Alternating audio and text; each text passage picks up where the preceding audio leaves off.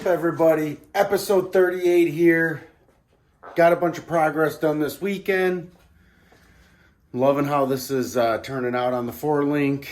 I made a little jack point for the rear axle. Just a couple little things and did a ton of welding. So let's go ahead and jump into it. And I'll talk about the jack point for the rear axle first. So what we got going on is this little triangulated piece down here. And this guy here, what I ended up doing is it's just some 1-inch chromoly, and then this center piece is 1.5 inches, which is the same as the part that's on the axle. And I offset notched it so that the bottom of it, so the bottom of this is flush with the pipe with the 1.5. So the 1 inch is flush with the 1.5. So it's an offset notch so that I can stick my jack up under here just like this and have a nice flat surface here. This is kind of a little bit lower, which is kind of what I want. You know, the jack comes up underneath here. This will kind of dig in a little bit harder.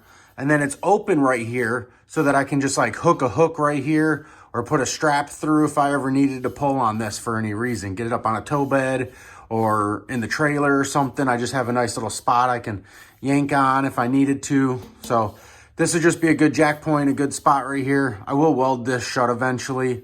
I thought about putting a piece of tube in here so that I could run a bolt through it if I needed to for any reason, but I think that's fine. I'll probably just weld it flat. I like this, you know, you can strap to it, you can hook something around it, and then it's also a good spot to just put the jack up underneath and lift up on it. So that was that. I just I wanted to do that. I could have made it a lot less complex than the offset notching and, you know, the centerpiece and all that stuff. I could have definitely made that way less complex, but I kind of wanted to run the guillotine notcher through some paces. So doing those notches like I did, I had to use the offset plate. I had to double clamp. So I had to clamp this in there with the 1-inch tubing next to it to offset it and get it in the right spot. So it kind of really just showed me some of the cool stuff I could do with this notcher. I did do a product review on this thing. It's phenomenal. I'm absolutely loving it so far. I definitely highly recommend it. It's going to make doing this chassis so much easier. So another thing is I had a lot of people talk to me about what hole saws I recommend. Now, when I did the product review initially, I just had like some cheap random hole saws laying around from Harbor Freight that I'd use like randomly in the house. Definitely would not recommend them for tubing or notching tubing at all. When I ran my business, some of the products we made were made out of chromoly, and we notched, I don't know, thousands of notches possibly. I don't even know how many. I mean, we sold a few hundred of these bars, and every bar had, 6 notches, 8 notches. I don't even know. And then we did a bunch of custom stuff too. So who knows how many actual notches we actually did. But Lennox was the only brand that I found that held up. Now Lowe's carries these. So if you got a Lowe's nearby, they carry these. And then also McMaster-Carr. And then I'm sure you can buy them on like Amazon and stuff. They're like $11 a piece. And I find that they will last a very long time. You know, I did half a dozen notches or whatever, at least with it. And I mean, the paint's barely breaking off and they're just as sharp as I pulled it out of the box. So really phenomenal hole saws. I do recommend the Lennox brand. And I haven't found anything that's worked as good for me. So I know that there's some other brands that people recommend, but for me, those have been just by far the best. And I didn't go back and watch the last video, but I think where we left off on the 4-link is it still had the threaded rod, in place. And I think it was zip tied to the number 1 bar. All right, so what we got now is this upper bar here. I cleaned up, I welded it in place. I'm actually gonna go ahead and jump in the car.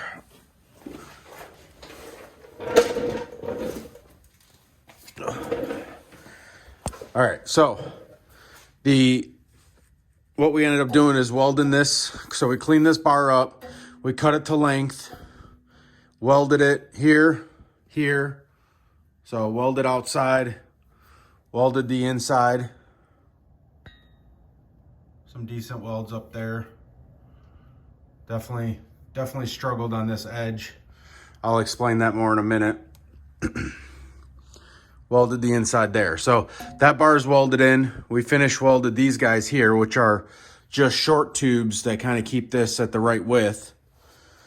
And then we put it back in the car, and I got it centered again with the laser and measurements and triple checking, making sure that this was 90 degrees, the whole 9 yards, getting it all squared and everything. Then I welded these. So I laid on my back. Let me see if I can get you a little zoom in. So I laid on my back and I welded the inside and around. The inside and around.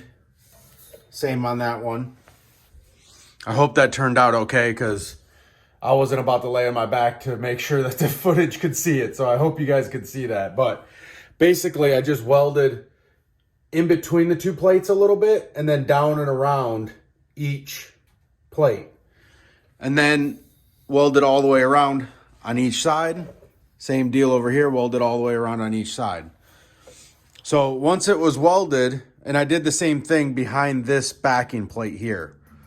So welded down and inside a little bit, down and inside a little bit, so that these plates were fully welded on one side, and then around the corner and inside a little on the top and the bottom, or the top and the bottom.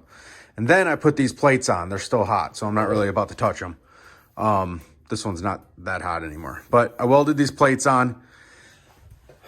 The 045 wire that I've been using to weld most of this chromoly stuff was way too thin to weld the thick 1/8 inch to the 1/4 inch plate. I was just like feeding, and I could just tell it was way too small.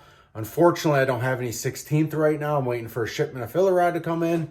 So I had to use 3/32, which is pretty large. And for my skill level, I was struggling a little bit to get it welded. So some of these welds, some of them do look good. Some of them are okay. And then other ones just struggled with getting something that resembled a clean, consistent weld. So, some of them turned out really nice, but definitely a struggle. But they are welded, and I don't think they're going anywhere. So, one funny thing is taking out these rods. So that upper rod was fine.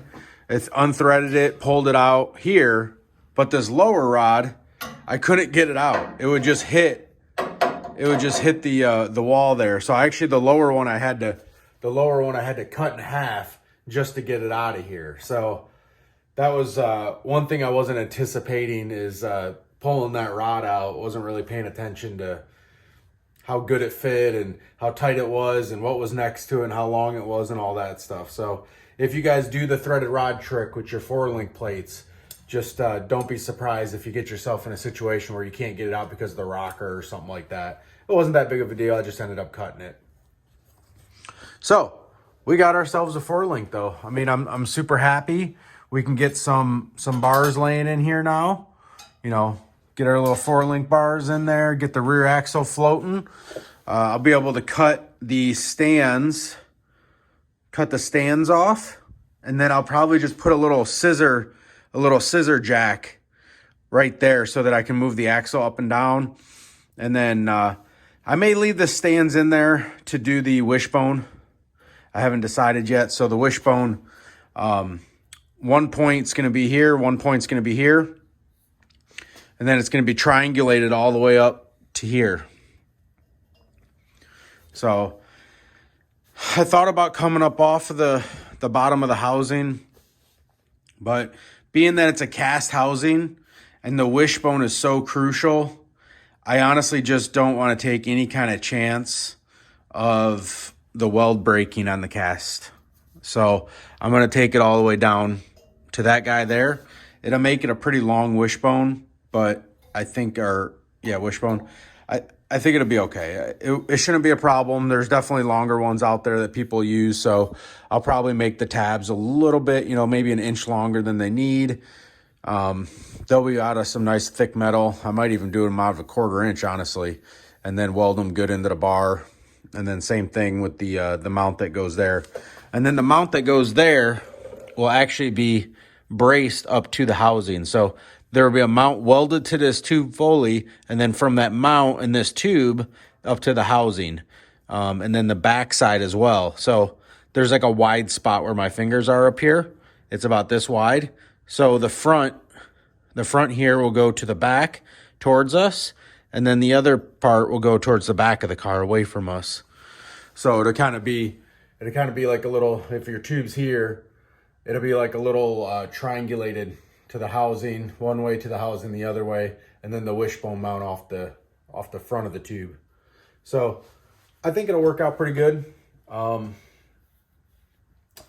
I got the parts for the wishbone all cleaned up and ready. I'm going to take them in. My buddy at work's going to go ahead and machine for the bushings to go in.